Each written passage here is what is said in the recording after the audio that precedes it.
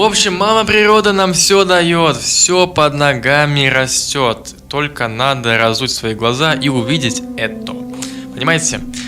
И лисички обязательно должен пить каждый человек 2 раза в год минимум, пропивать месячный курс, потому что это для нас тоже, мы тоже как бы в лесу живем, просто мы спрятались в коробках где-то в городах, и мы не видим то, что нам пытается подсунуть природа. Так мы, конечно, их ели бы, они вкусные, они яркие, мы их видим, нам хочется их попробовать, и они для нас в том числе существуют.